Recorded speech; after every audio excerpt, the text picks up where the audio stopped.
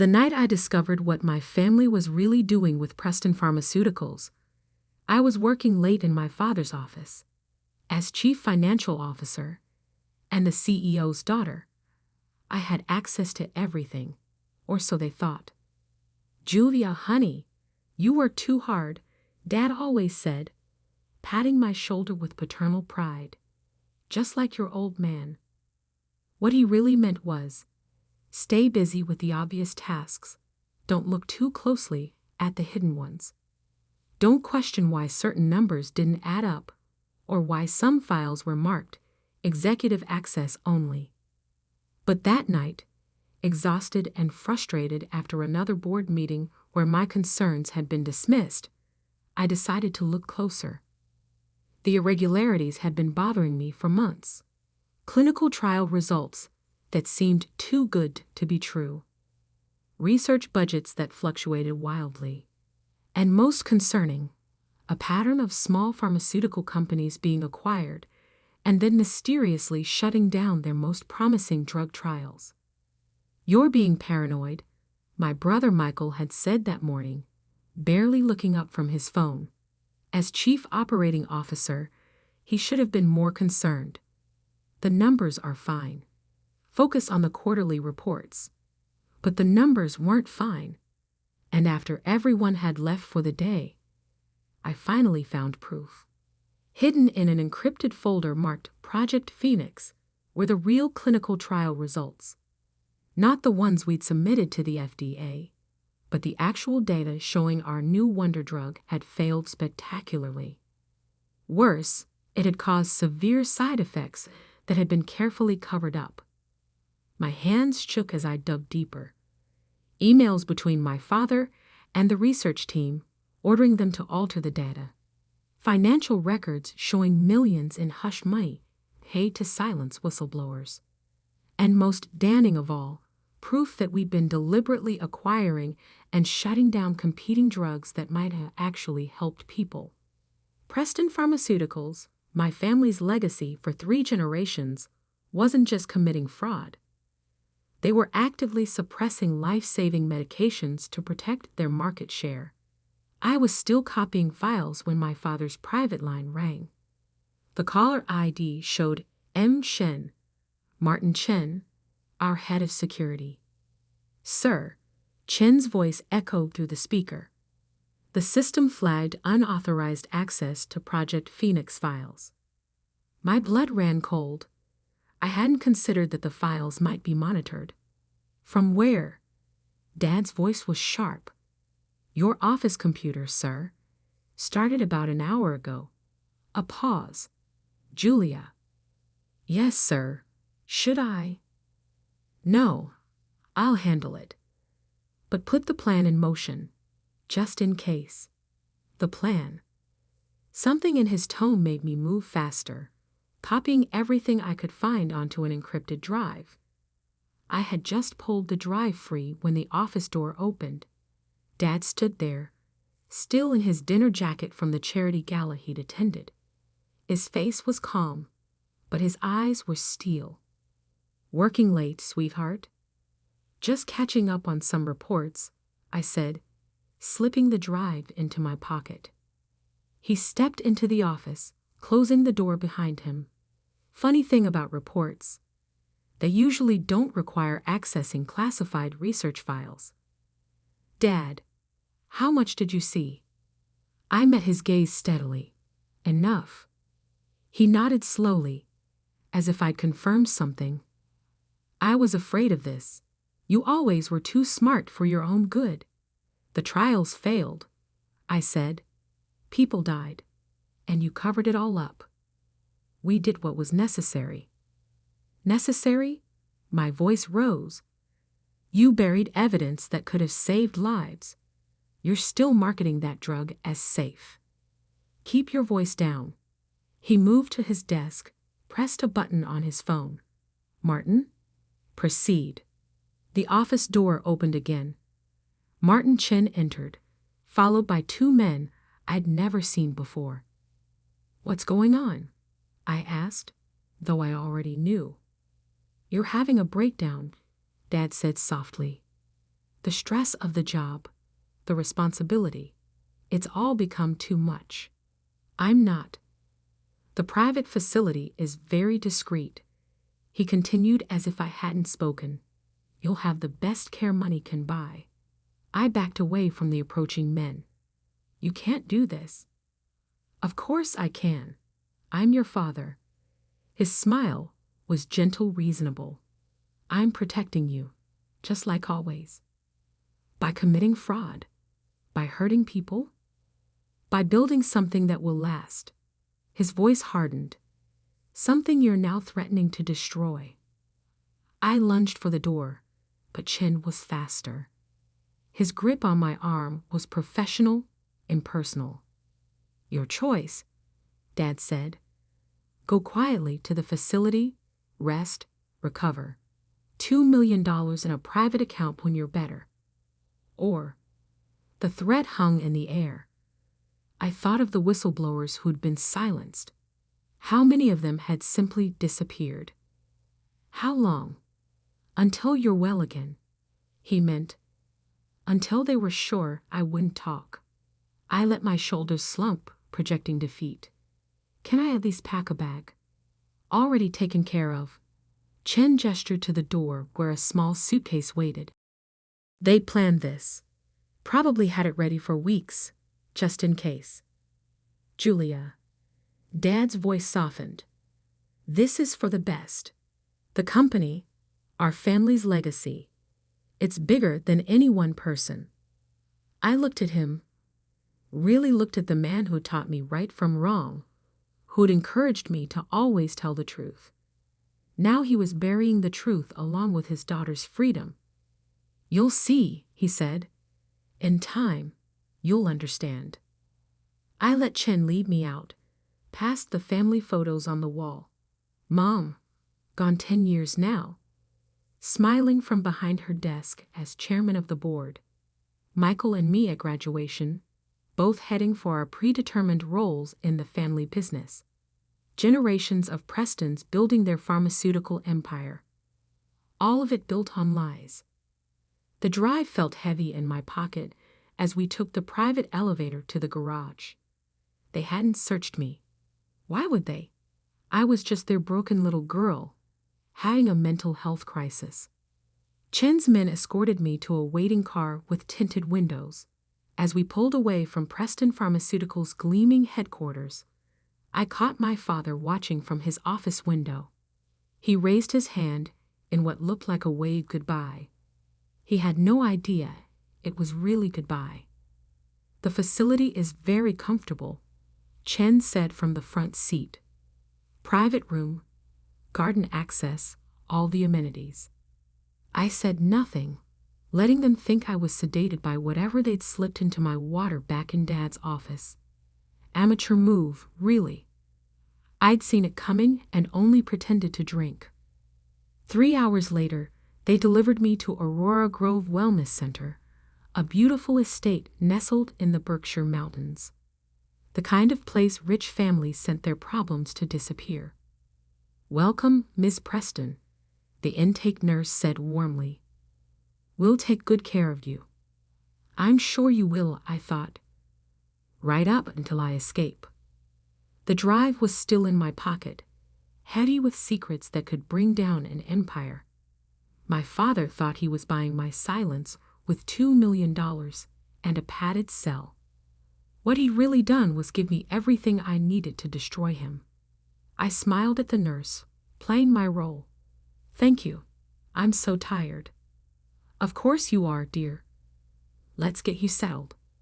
As she led me inside, I was already planning. They thought I was having a breakdown. Really? I was just getting started. Aurora Grove Wellness Center was a prison disguised as paradise. The gardens were beautiful, the staff unfailingly polite, and every window was fitted with unbreakable glass. Your father calls daily to check on your progress, Dr. Wells told me during our morning session. He's very concerned about your delusions. I smiled vacantly, playing the dutiful patient. The medication helps. Everything seems clearer now. She made a note in her file. They all loved making notes, documenting my supposed recovery from paranoid fantasies about corporate fraud. What they didn't know was that I was documenting everything too. The drive with Preston Pharmaceuticals' secrets was safe, hidden in the one place they'd never check. Inside the cheap plastic cross I'd been allowed to keep for religious comfort. But that wasn't the only evidence I was gathering. Every day, I added to my mental inventory of Aurora Grove, staff rotations, security protocols, delivery schedules. I made friends with other patients, particularly those who had their own reasons to want out. Like Safia, a hedge fund manager's wife who'd threatened to expose his Ponzi scheme. They all said I was crazy too. She whispered during art therapy.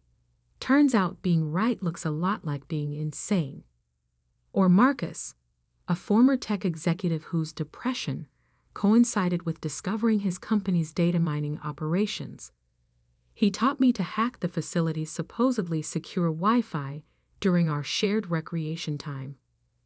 The best prison, he explained, is one where the inmates think they deserve to be there. I also had an unexpected ally on the outside, Sarah Zhang, a junior researcher who'd worked on the failed drug trials. She'd reached out through a carefully encrypted email sent during one of my sanctioned internet sessions. I saved copies too, she wrote, and I know where the bodies are buried. Literally, in one case. Let me help. Slowly, methodically, I built my network and planned my escape. The facility's security was good, but it was designed to keep unstable patients in, not to stop a clear-headed woman with resources and determination. 3 months into my treatment, I made my move. It started with a fire alarm at 3 a.m. Not a real fire, just a clever bit of programming Marcus had planted in the system. As staff rushed to follow evacuation protocols, I slipped out through the kitchen delivery entrance. Using an ID card I'd carefully cloned during my volunteer work in the administrative office. A car was waiting, driven by Sarah, who'd taken a considerable risk coming in person. "Your father's security team checks on me weekly," she said as we sped away. "They have no idea I'm the one who first tipped you off about the trials." I changed clothes in the back seat, transforming from patient to professional. "Where are we going?" "Somewhere they'll never look for you." That somewhere turned out to be a small tech startup in Seattle, run by Marcus's former protégé. They needed a CFO who understood both finance and ethics. I needed a base of operations and legitimate income that couldn't be traced to Julia Preston. Emma Walsh was hired the next day, her impeccable references and background all carefully constructed by Marcus's network of disillusioned tech experts. "Your father's going crazy trying to find you," Sarah reported during one of our secure video calls. "He's hired private investigators, put pressure on local police. He really thinks you've had some kind of breakdown and wandered off." "What about Michael?" "Your brother's been named interim CFO. She hesitated. "He's pushing forward with new trials. More aggressive ones." My hands clenched. "More cover-ups?" "Worse. They're testing on vulnerable populations. People who won't be missed if something goes wrong." I had to move carefully. Simply exposing the evidence wasn't enough. Preston Pharmaceuticals had too many friends in high places, too many ways to bury the truth. I needed to build an airtight case that not even their army of lawyers could dismantle. For 2 years, I lived as Emma Walsh, earning trust and respect in Seattle's tech community while quietly gathering more evidence. Sarah kept me updated on Preston Pharmaceuticals' activities, documenting every violation, every cover-up.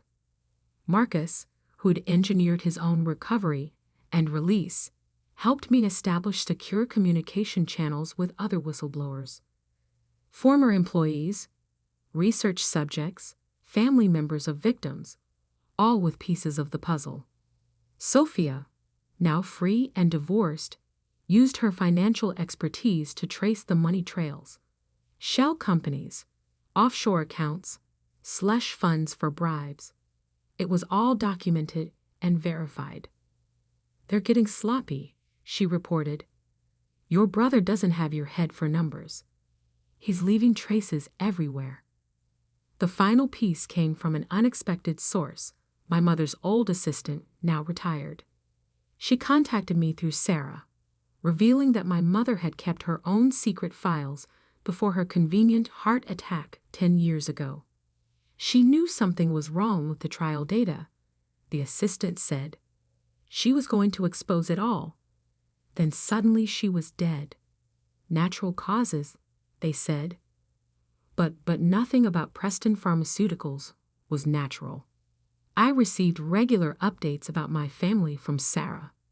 Dad was showing signs of strain, drinking more, sleeping less. Michael was living large on company money, dating supermodels, making increasingly erratic decisions. "They think they're invincible," Sarah said. "The great Preston family, above the law." "Everyone's invincible until they're not," I replied. By the 3rd year, my case was solid. Every piece of evidence verified, every witness prepared, every document authenticated. The SEC was quietly building their own investigation based on anonymous tips, and the FDA was reviewing the trial data with growing concern. It was time. I chose the annual shareholders meeting for my return. Dad always made it a big event. Hundreds of investors, media coverage, a celebration of Preston Pharmaceuticals' continued dominance of the industry. This year would be different. I stood in front of my hotel mirror, transforming back into Julia Preston. The Seattle tech executive disappeared, replaced by the prodigal daughter returned from her breakdown. My phone buzzed. "Sarah, security's been updated since you left. New protocols, new team." "But not new enough," I said, thinking of the access codes Marcus had acquired. "Is everything in place?" "SEC agents are standing by. FDA representatives too." And she paused. "There's something else you should know. About your mother's death." I gripped the phone tighter. "What about it?" "I found her real autopsy report. The one that wasn't released to the press." Her voice was grim. "Julia, it wasn't a heart attack." The toxicology showed. "Tell me everything." I cut in. "I want to know exactly what they did." As she talked, I felt the last traces of doubt or mercy fade away. This wasn't just about corporate fraud anymore. This was about murder, corruption, and a family that had lost its soul in pursuit of profit. Tomorrow, the Preston empire would fall, and I would be there to watch it burn. I checked my reflection one final time. Professional suit, perfect makeup, not a hint of the past 3 years visible on my face. I looked exactly like the daughter they tried to erase. But I wasn't that woman anymore. That Julia Preston had died in a mountain facility 3 years ago. This Julia Preston was back for revenge.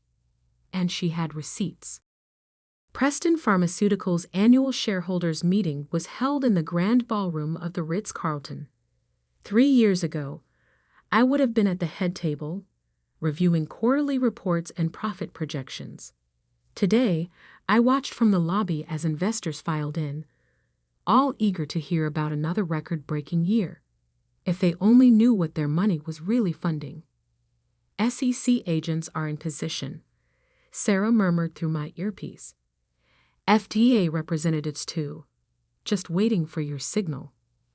I checked my phone one last time. Everything was ready. The evidence organized, the witnesses prepared, the regulatory agencies standing by. 3 years of work culminating in the next hour. Any sign of security noticing me? I asked, adjusting my visitor's badge. Amazing what Marcus's hacking skills could accomplish. They're watching for Julia Preston, the mental patient, Sarah replied. Not Julia Preston, the corporate executive. Your father's been telling everyone you're in a facility in Switzerland. They're not even looking here. I smiled. Dad's cover story had actually helped me. Everyone was expecting a broken woman, not someone who'd spent 3 years building a case against her own family. The ballroom was packed when I slipped in. My father stood at the podium, silver-haired and imposing in his perfectly tailored suit. Michael sat to his right, scrolling through his phone with his usual bored expression. Preston Pharmaceuticals continues to lead the industry in innovative treatments, Dad was saying. Our latest drug trials show unprecedented success rates. I thought of the real trial data hidden in my encrypted files, the covered-up deaths, the falsified results. And now, he continued, I'm pleased to announce our newest initiative. Actually, I said, standing up in the middle of the crowd, I'd like to make an announcement first. The room fell silent. Dad squinted into the audience, not recognizing me at first. Then his face went pale. Julia? Hi, Dad. I started walking toward the podium. Miss me? Michael finally looked up from his phone. His eyes widened in shock. Security, Dad barked, but I was already moving. Before anyone does anything rash, I said loudly, you might want to turn on CNBC. Right now. Someone did. On the massive screens around the ballroom, the breaking news headline appeared. Preston Pharmaceuticals under federal investigation. SEC and FDA raid corporate HURTERs. What is this? Michael demanded, standing up. What have you done? Me. I reached the stage. I just organized the evidence. All those files you thought disappeared with me. They've spent the last 3 years being verified by federal investigators. Dad's hands gripped the podium. Julia, you're not well. You need help. That's your answer for everything, isn't it? I cut him off. Anyone who threatens your precious company must be crazy. Just like Mom was crazy when she discovered the truth about the trials. Your mother died of natural causes, he said quickly. Too quickly. I pulled out my phone, held it up. Actually, I have her real autopsy report. The one that shows lethal levels of your miracle drug in her system. The one that proves you murdered her when she threatened to expose you. The room erupted in chaos. Investors started shouting questions. Reporters who'd been covering the standard corporate event suddenly had a much bigger story. You can't prove anything, Michael sneered. But his face had gone ashen. Can't I? I turned to address the crowd. For the past 3 years, I've been gathering evidence. Real clinical trial data. Financial records showing millions in bribes and hush money.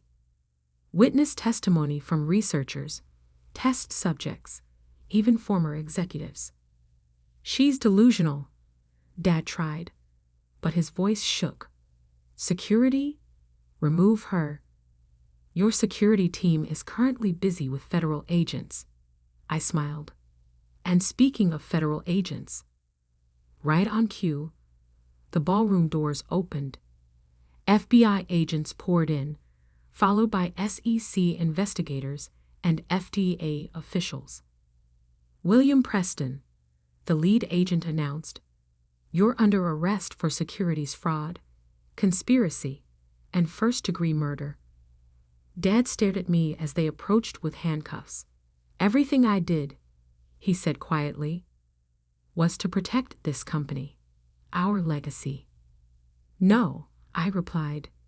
Everything you did was to protect your own power, even if it meant killing your wife, destroying your daughter, hurting countless innocent people. You'll regret this, Michael hissed as agents moved to arrest him too. You're nothing without this family. I watched as they led my father and brother away in handcuffs. The great Preston men, finally facing consequences. Sarah appeared at my side. Your mother's old assistant is here, ready to testify about what really happened 10 years ago. I nodded. Make sure she's protected. They still have friends who might try to silence her. The next few hours were a blur of federal interviews, press statements, and shocked shareholders trying to salvage their investments. Preston Pharmaceuticals stock was already in free fall. What happens now? Sarah asked as we watched agents box up evidence from Dad's office. Now, I picked up the family photo from his desk. Mom, Dad, Michael and me, all smiling for the camera, all pretending to be perfect. Now the truth comes out. All of it. Over the next few weeks, the Preston empire crumbled. The evidence was ironclad, the witnesses credible, the paper trail undeniable. Dad and Michael faced multiple life sentences. The company was placed under federal supervision. New management was brought in to salvage what could be saved. The toxic drugs were pulled from the market, and research began into actually helping people instead of just making profit. I testified at their trial, laying out every detail of their crimes. Dad never looked at me. Michael tried to cut a deal, offering to testify against our father, but the prosecutors didn't need him. They had everything they needed. The press called it the pharmaceutical scandal of the decade. Movies were optioned, books were written. Everyone wanted to know how the Preston princess had brought down her own family's corrupt empire. But I wasn't interested in fame. I had a different mission now. 6 months after the arrests, I stood at my mother's grave. The official cause of death had been updated, her murder finally acknowledged. I did it, Mom, I said softly. I finished what you started. Sarah joined me, carrying a stack of papers. The new board wants you to take over as CEO, she said. Help rebuild the company the right way. I considered it. The chance to transform Preston Pharmaceuticals into what it should have been all along, a company that actually helped people. On one condition, I said. We rename it after Mom. Sarah smiled. Catherine Pharmaceuticals does have a nice ring to it. I placed flowers on the grave, thinking about legacy and truth, and the real meaning of family. Dad and Michael would spend the rest of their lives in prison, paying for their crimes. The corrupt empire they'd built had fallen, but something new could rise from the ashes. Something honest. Ready to get to work? Sarah asked. I took one last look at the grave, then turned toward the future. Always.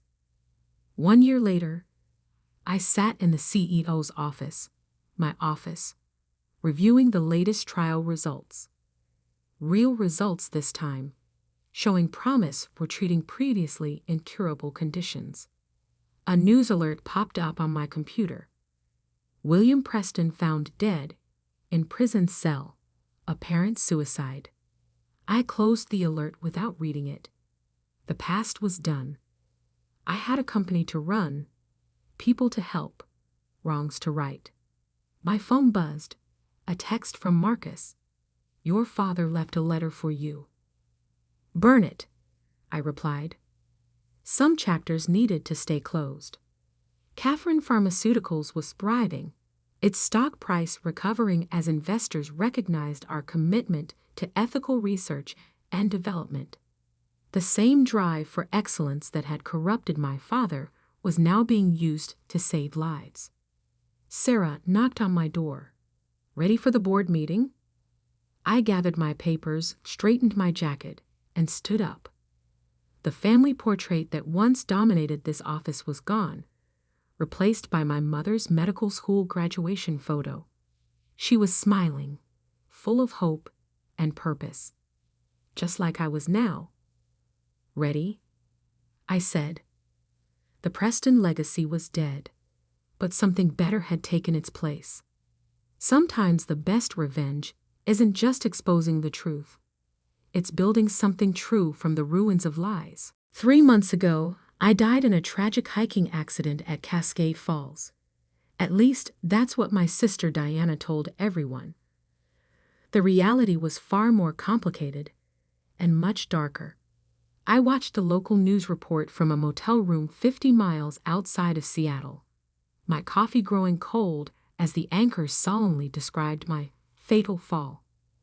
Sarah Mitchell, 32, was reported missing after failing to return from a solo hiking trip, the anchor read.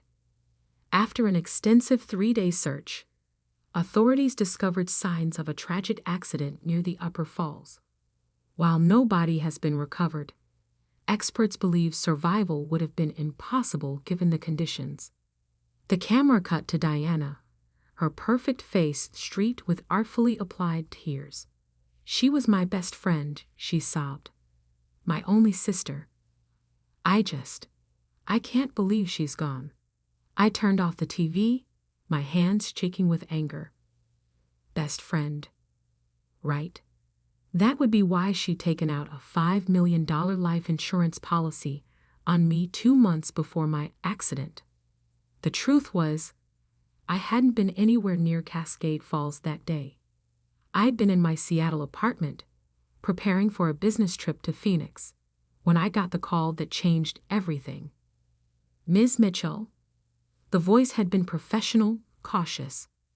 "This is Agent Cooper with the FBI's Financial Crimes Unit. Do you have a moment to discuss your sister, Diana Mitchell?" That call had saved my life, because Agent Cooper had evidence that Diana had been planning my death for months. Bank records showing massive debt. A newly purchased life insurance policy with herself as sole beneficiary. Suspicious internet searches about untraceable poisons and accidents that look natural. "We believe your sister may be planning to harm you," Agent Cooper had said. "We need your help to catch her before she succeeds." And so began my death. A carefully orchestrated disappearance, staged to look exactly like what Diana had been planning. The FBI had helped me vanish, leaving just enough evidence at Cascade Falls to make my accident convincing. For 3 months, I'd watched from the shadows as Diana played her role perfectly. The grieving sister, devastated by loss, but bravely carrying on. She'd even started a foundation in my name, though I had no doubt where that money was really going. Now, sitting in my motel room with case files spread across the bed, I was finally ready to come back to life. The insurance company deposited the funds this morning, Agent Cooper confirmed over the phone. $5 million, straight into her account. We have the transfer records. And the foundation donations, already traced to offshore accounts. Your sister's been busy. I picked up a photo taken just yesterday, Diana at a luxury car dealership, writing a check for a new Mercedes, grieving in style. "The funeral's tomorrow," I said. "Everything ready?" "Teams are in position. Just remember to wait for my signal before you make your entrance." I smiled, thinking of Diana's face when she saw me. "Oh, don't worry. I want this to be perfect." Perfect, like Diana had always been. Perfect grades, perfect hair, perfect life. While I was the awkward one, the plain one, the one who had to work twice as hard for half the recognition. Our parents' death 5 years ago had only widened the gap. Diana had gotten the lion's share of the inheritance naturally. The golden child. I'd gotten just enough to start my own business. a small tech consulting firm that had finally started to become successful. Too successful, apparently. Diana had borrowed heavily against her inheritance, making risky investments that didn't pay off. By the time she took out the life insurance policy on me, she was nearly bankrupt. I'd never seen it coming. That's what hurt the most. Even knowing how shallow she was, how self-centered, I'd never imagined she'd try to kill her own sister for money. A knock at my motel room door made me jump. Agent Cooper stood outside, a garment bag over her arm. "Thought you might want to dress appropriately for your own funeral," she said, hanging the bag on the door. Inside was a sleek black dress, elegant but understated. Perfect for a ghost returning to haunt her killer. The wires built into the neckline, Cooper explained. Completely invisible, but it'll pick up everything. And the cameras. She handed me a pair of designer sunglasses. Built in. Everything will be recorded from your perspective. I tried them on, studying my reflection. With my dark hair pulled back severely and dramatic makeup, I barely recognized myself. Good. The less I looked like the old Sarah, the more dramatic the reveal would be. "Your sister hired someone to help stage the accident," Cooper said, watching me prepare. "A local guide who was supposed to verify seeing you on the trail that day. He rolled over on her as soon as we showed him the evidence. His testimony alone would convict her." "But that's not enough, is it?" I turned from the mirror. "You want her to confess." "On camera, wearing a wire, with 50 witnesses." Cooper nodded. "No wiggle room. No legal gray areas. Just pure, incontrovertible proof of premeditated fraud and attempted murder." I thought of all the times Diana had overshadowed me, dismissed me, treated me like an afterthought in her perfect life. Tomorrow, she'd learn just how big a mistake she'd made in underestimating me. "Get some sleep," Cooper advised. "Tomorrow's going to be intense." But sleep was impossible. I spent the night reviewing the evidence, making sure every detail was perfect. Bank statements showing the money trail. Emails between Diana and the guide discussing the accident. The life insurance policy, taken out with forged signatures and backdated documents. Most damning of all were the text messages we'd recovered from Diana's cloud backup. Messages to her boyfriend, Marcus, laying out the whole plan. "Sarah's finally worth more dead than alive," she'd written. "Once the insurance pays out, we'll have everything we ever wanted." Marcus, to his credit, had been horrified. He'd broken up with her immediately and gone straight to the FBI. His statement was part of the evidence package.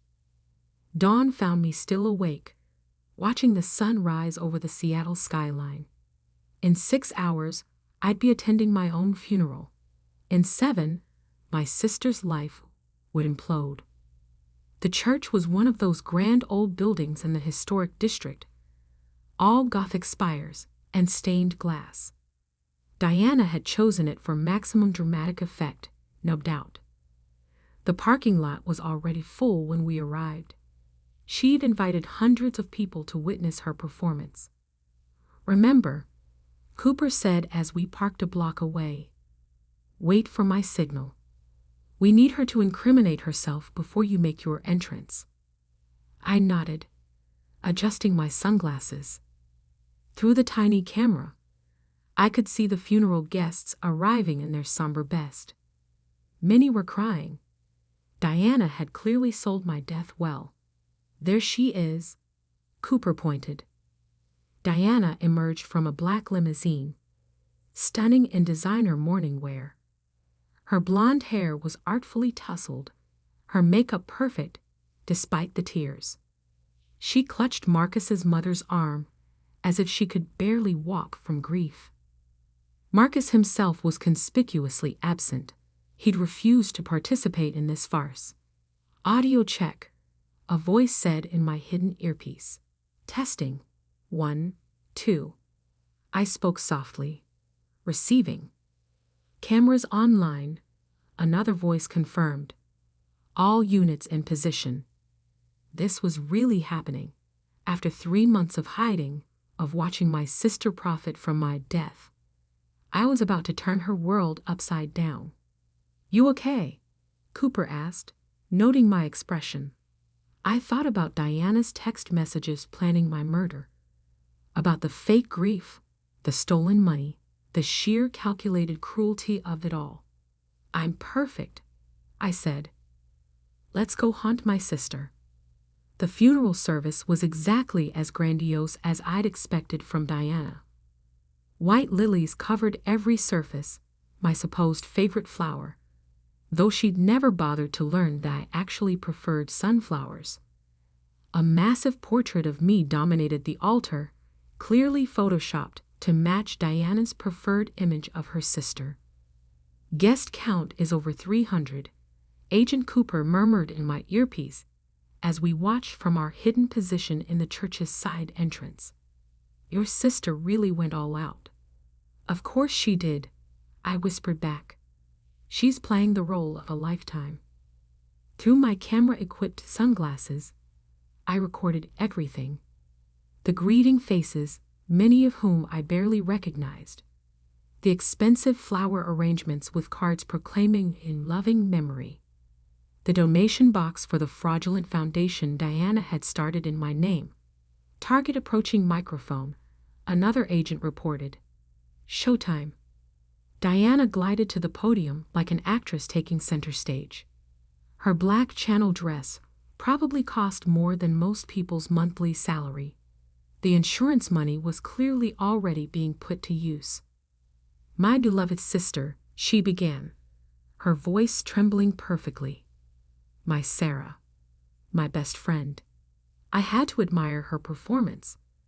The slight catch in her voice, the elegant dab at her eyes with a monogrammed handkerchief. It was masterful. Sarah was more than just my sister, Diana continued. She was my rock, my conscience, my greatest supporter. Through my earpiece, I heard Agent Cooper snort softly. We'd both read the text messages where Diana had called me a useless burden and plotted my death. When she went missing that day, Diana's voice broke beautifully. I knew something was wrong. Sarah was so careful, so responsible. She would never have taken risks on that trail. Actually, I was an experienced hiker who tackled much harder trails than Cascade Falls. But Diana had never bothered to learn that about me either.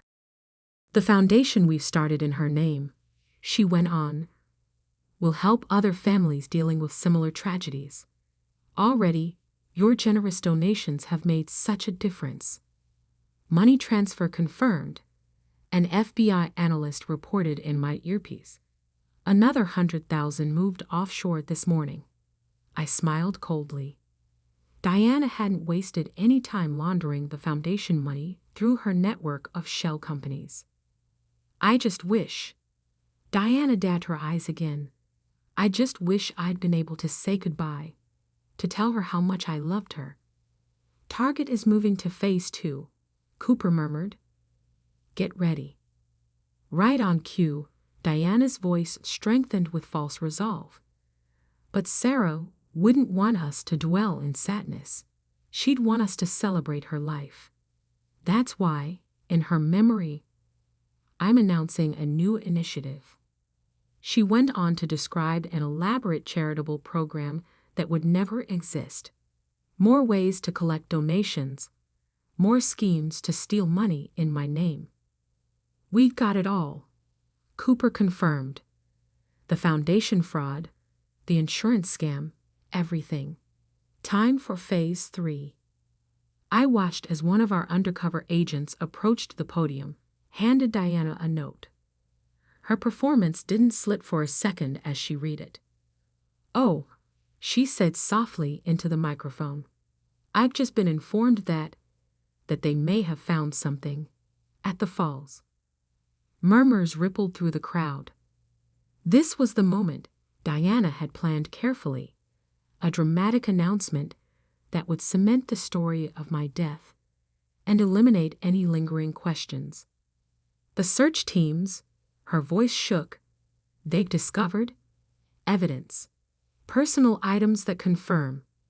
She pressed the handkerchief to her mouth. That confirmed my beloved sister is truly gone. The congregation erupted in fresh grief. Diana sank gracefully into her seat, accepting comfort from the wealthy socialites she'd invited to witness her performance.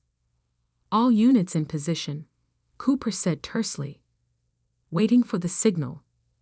I watched through my camera as Diana leaned close to one of her friends, whispering something that made them both smile slightly, probably already planning how to spend more of my insurance money.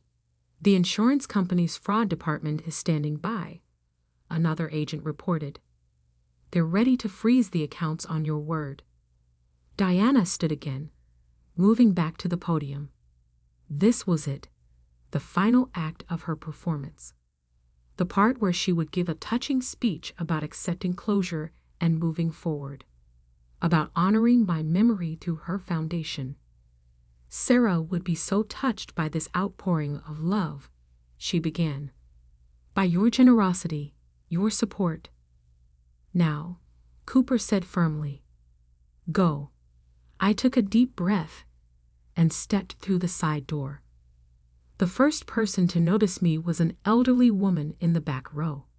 Her gasp was audible even over Diana's speech. Then another person saw me, and another. The whispers spread like wildfire through the congregation.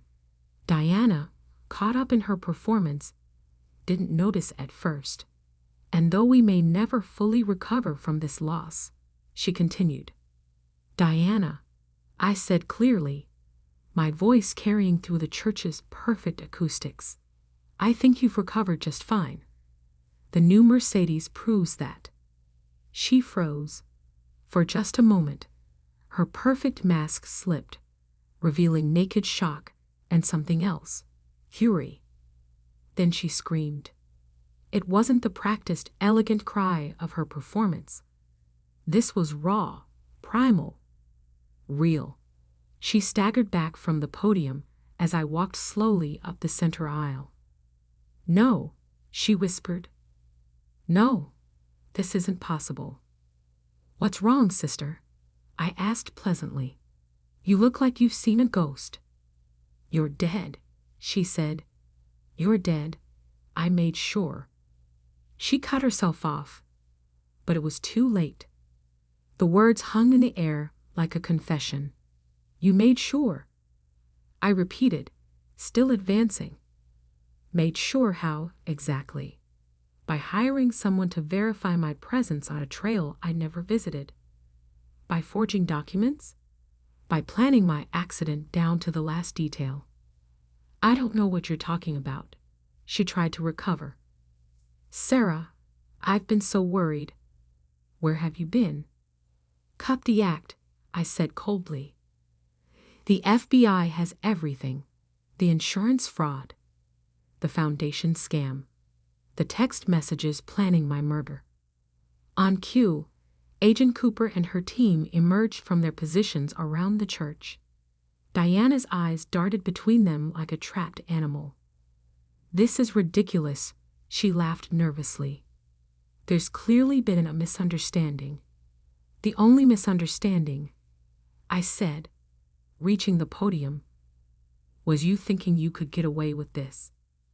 I turned to face the shocked congregation. My sister took out a $5 million life insurance policy on me 2 months ago. She hired someone to help fake my death. She's been stealing donation money through a fraudulent foundation. And now, I smiled coldly at Diana. Now she's going to face the consequences. You can't prove anything, she hissed. I tapped my sunglasses. Actually, I just did. This entire conversation is being recorded, including your little slip about making sure I was dead. The color drained from her face. Ms. Diana Mitchell. Agent Cooper stepped forward, badge displayed. You're under arrest for insurance fraud, wire fraud, and conspiracy to commit murder. As Cooper began reading Diana her rights, I surveyed the gathered crowd.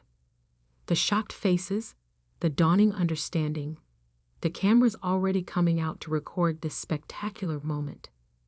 Diana had wanted an audience for her performance. Now she had one for her downfall. It was perfect. Diana Mitchell, how do you plead? The courtroom was packed 3 months after my funeral.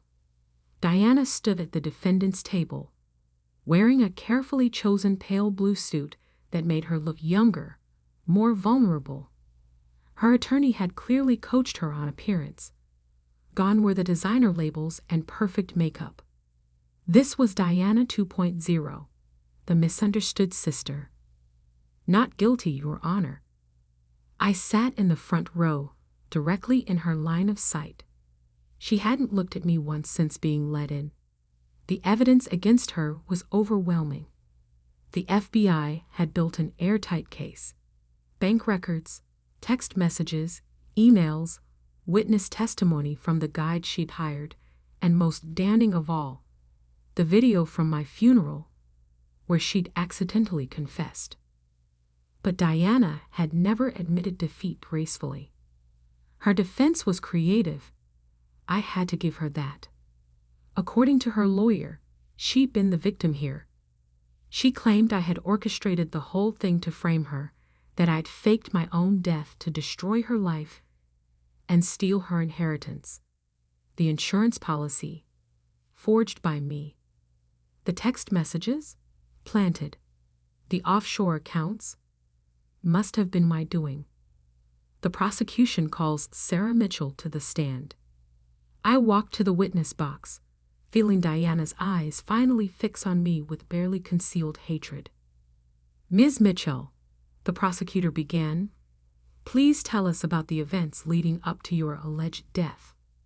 For the next hour, I laid out the whole story. The FBI's warning, the evidence they'd shown me of Diana's planning, the careful operation to catch her in the act. And why, the prosecutor asked, did you agree to participate in this sting operation instead of simply confronting your sister? I looked directly at Diana for the first time, because I couldn't believe it was true. I needed to understand why my own sister would want me dead. Objection. Diana's lawyer shot up. Speculation about my client's intentions. Sustained, the judge ruled. The jury will disregard that last statement. But I'd seen several jurors' expressions. They'd heard what they needed to hear. The trial lasted 2 weeks. Every day revealed new details of Diana's scheme. The insurance agent testified about the forged policy documents. The hiking guide described how she paid him to lie about seeing me on the trail. Marcus, Diana's ex-boyfriend, detailed the conversations where she planned my accident. Through it all, Diana maintained her innocent act. Tears at appropriate moments. Confused looks when damning evidence was presented. Hurt glances at me, as if she couldn't understand why her beloved sister would do this to her. It might have worked, if not for the video. On the final day of testimony, the prosecution played the complete recording from my funeral. The camera in my sunglasses had captured everything in perfect clarity. Diana's performance, her shock at seeing me, and most importantly, her damning words, "You're dead, I made sure." The jury took less than 2 hours to reach a verdict. On the charge of conspiracy to commit murder, we find the defendant guilty. Diana's perfect mask cracked. On the charge of insurance fraud, we find the defendant guilty. Her fingers gripped the table until her knuckles went white. On the charge of wire fraud, we find the defendant guilty. A small sound escaped her, something between a gasp and a snarl. As the judge prepared to announce sentencing, Diana finally snapped. "You ruined everything," she screamed, turning to face me. "It was perfect. I had it all planned. You were supposed to die, and I was supposed to." "Ms. Mitchell," the judge thundered, "control yourself, or you will be removed."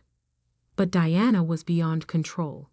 20 years of carefully maintained facade crumbled in an instant. "You were nothing," she shrieked as bailiffs moved to restrain her. "Just a burden. A nobody. I deserved that money. I deserved." They dragged her out, her screams echoing through the courthouse. The judge called a brief recess to restore order. Agent Cooper touched my arm. "You okay?" I nodded, watching the door where Diana had disappeared. I finally got my answer. About why she did it. About who she really is. I gathered my things. And who I am. The sentencing, when it came, was severe. 25 years for conspiracy to commit murder. 10 years each for the fraud charges, to be served consecutively. No possibility of parole for at least 30 years. Diana's perfect life was over. Outside the courthouse, reporters waited with cameras and microphones. "Ms. Mitchell, how does it feel to send your own sister to prison? Any comment on the foundation money still missing? Will you be writing a book about your experience?" I stopped at the top of the steps, considering my response carefully. "My sister died long before she tried to kill me," I said finally. "I just didn't want to see it. Today isn't about revenge or justice. It's about truth. And sometimes the truth hurts worse than any lie." 6 months later, I stood at Cascade Falls, watching the water thunder down. The place where I was supposed to die had become something of a tourist attraction after the trial. People took selfies, trying to spot where the accident was meant to happen. My tech consulting firm had flourished, ironically enough. The publicity from the trial had brought in new clients, people who appreciated someone who could spot complex fraud schemes. The insurance money had been returned, the foundation dissolved, and Diana's offshore accounts frozen. She'd lost everything: money, freedom, reputation. Her perfect image shattered beyond repair. I'd received a letter from her last week, the first contact since her sentencing. Just 2 lines. "I would have given you half, if you just died like you were supposed to. Think about that while you enjoy your victory." I'd burned the letter without responding. Some relationships couldn't be fixed. Some betrayals went too deep. My phone buzzed, Agent Cooper, checking in as she still did occasionally. "Heard from our mutual friend," she texted. "Just more poison," I replied. You know, most people would be more traumatized by all this. I looked out at the falls, thinking about strength and survival and the strange ways life tests us. "Most people," I texted back, "haven't had to attend their own funeral."